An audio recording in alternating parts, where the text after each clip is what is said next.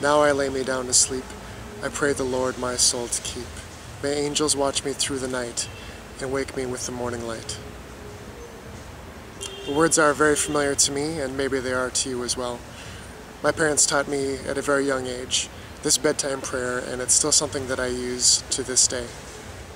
Welcome to Nazca, Peru, home of the famous Nazca Lines.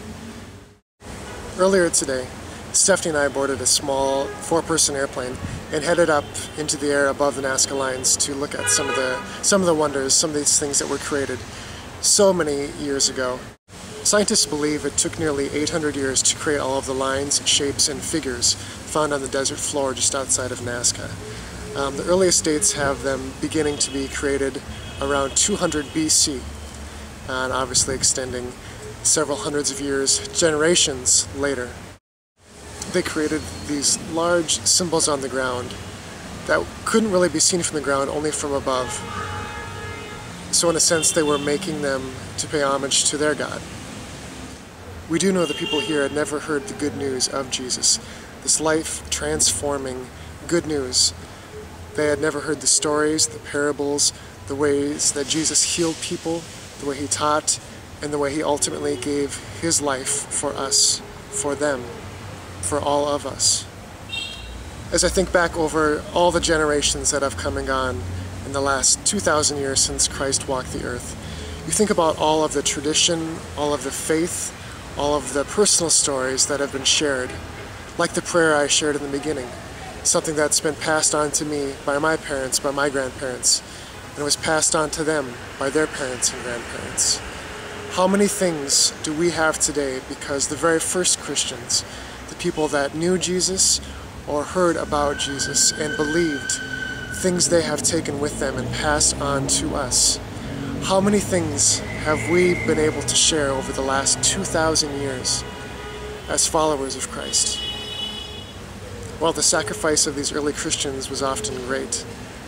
I sometimes wonder, do I take it all for granted? And I see Christians almost everywhere, whether it's in Minnesota or even here in Peru.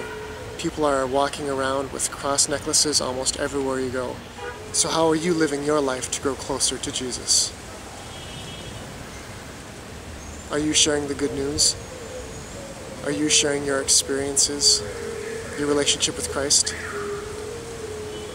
As these first Christians stepped out to share their faith, we are also called to do the same. We are called to share our faith, although it's not always the easiest thing to do. Jesus is calling us to do that. We know that if the first Christians wouldn't have continued to share God's message, then we wouldn't know it today.